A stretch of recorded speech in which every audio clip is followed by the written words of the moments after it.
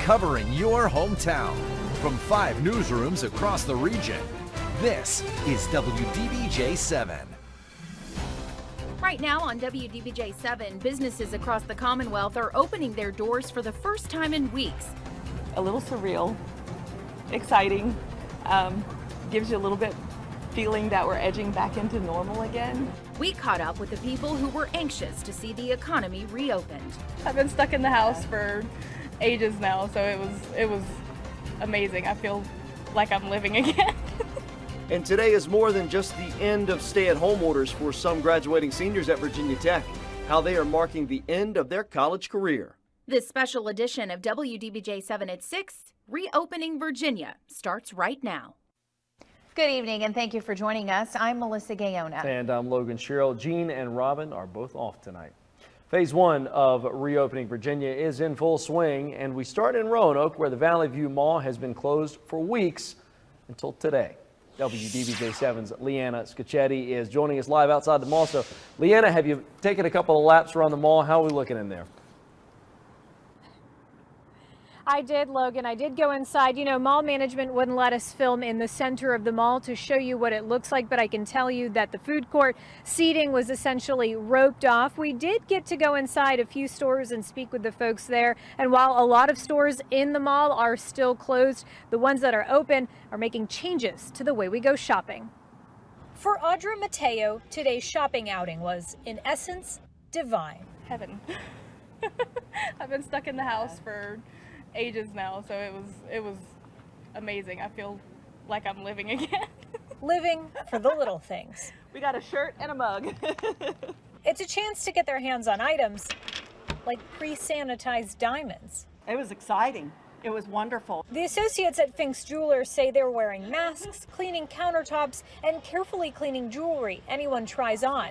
There are extra steps, Charlene Hudson says, they're happy to take. There's not one that is not glad to be back in the store. Back in a store where treasures come in little boxes, big boxes, or boxes never opened before. If you want to stay pushing, you've got to think outside the box. The owner of Tailgaters United says he's turned to grill delivery and setup and hyper-local team gear as a way to sustain his business. Not having March Madness, them being closed, it's going to be hard to dig out of that. He's looking forward to Father's Day to help score the wins he's missed out on. Without the NCAA championship, there is no champion. So we're still pushing the fact that UVA is still the champion. While not all stores are back in business, he hopes the open doors can help keep him and others in the game. And, you know, we appreciate any support that we can get. The mall will remain open under modified hours for now. That means on the weekdays it's 11 to 7 and on Sunday it is noon to 6. If you do come inside, you can expect to see face masks, hand sanitizer, and social distancing. Reporting live tonight in Roanoke, Leanna Scacchetti, WDBJ 7. 2 months is a long time to go without some services, and for some folks who were wanting to be the first in line to get new ink, well, today was the day because Virginia officially reopened. WDBJ 7's Ashley Bowles joining us live from a tattoo and piercing shop in Blacksburg. Good evening, Ashley. Hey, good evening, Melissa. It's definitely busy inside because it's appointment only. So everyone who's inside knows who's coming in, what they're coming in for, and what they're getting. And there's also some extra precautions that are being put in place. When I went inside to get some video, I had to have my temperature checked, and some services, some of the ones that produce the most unique tattoos, they're suspended for now. If they just want to get something, they give us some money and they pull out whatever image comes out. It could be ink with meaning, or it could be a get what you get. That's John Stahl's favorite part of the shop he manages.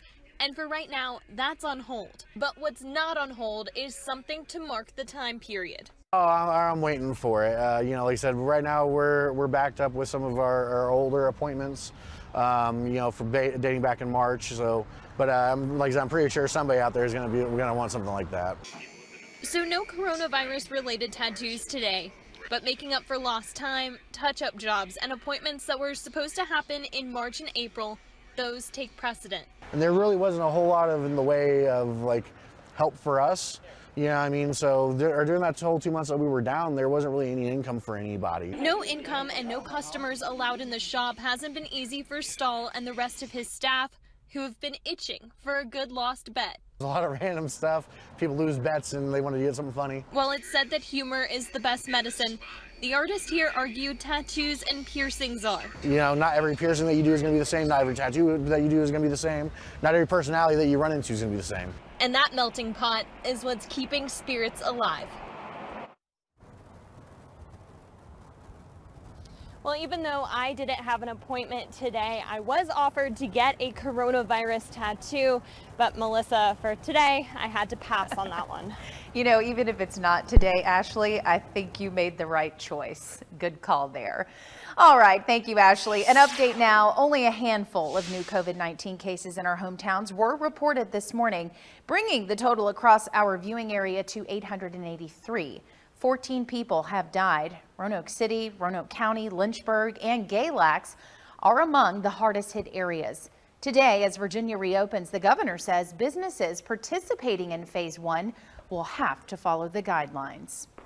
The health department and other state agencies regulate businesses, and they have the authority to investigate complaints and shut down a business that isn't complying.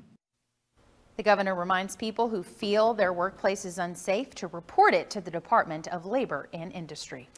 Down in Blacksburg, students, parents, and teachers are getting ready for a graduation like no other. Virginia Tech's first ever all-online commencement kicks off in just a few minutes, and that's where we find WDBJ7's Eric Miller live tonight. Eric, you've been talking with students and I'm sure some parents, all kind of folks there on campus today.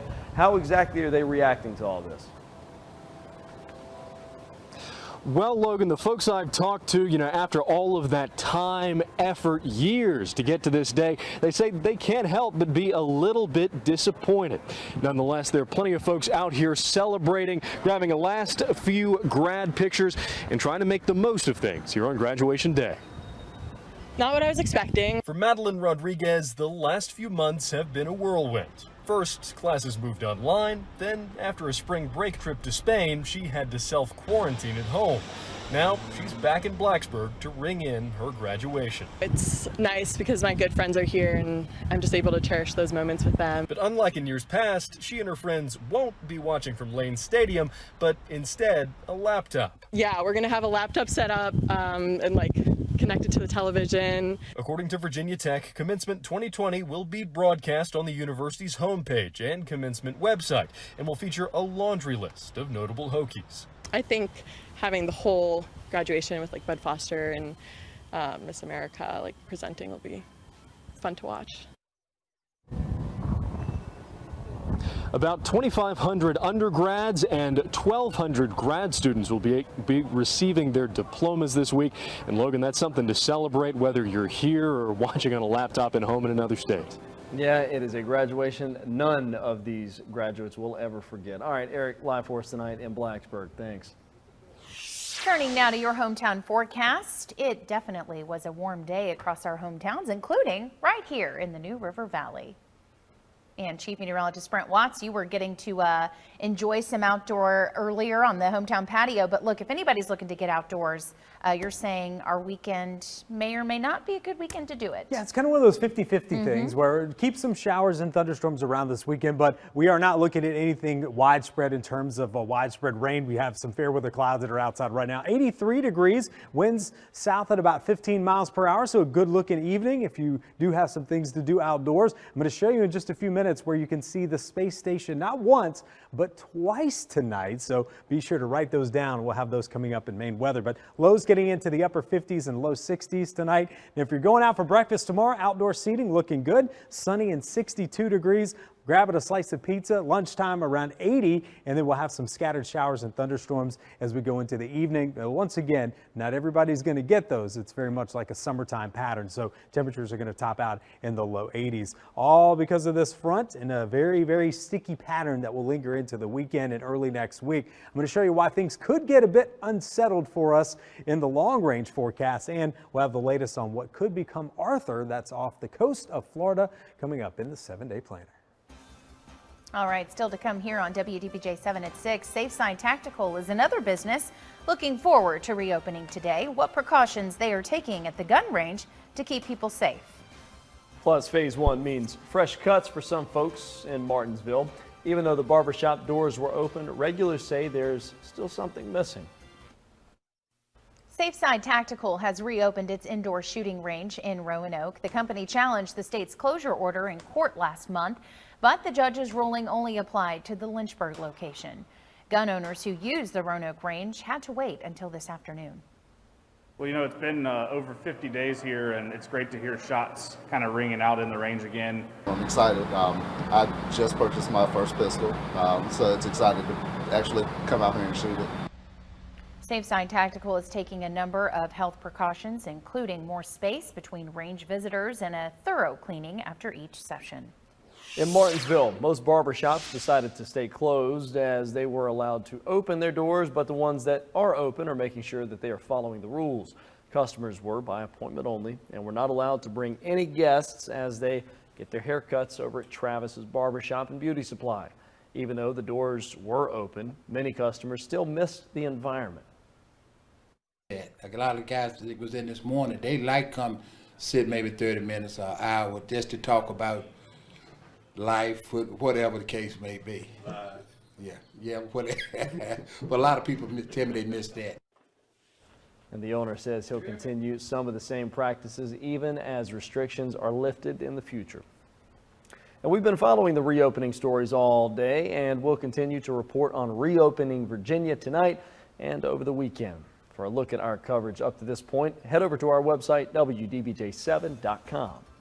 Just ahead, it's a gorgeous evening to get outdoors. Here's a live look at Poor Mountain, where there's still plenty of sunshine. Chief Meteorologist Brett Watts has your weekend forecast coming up next.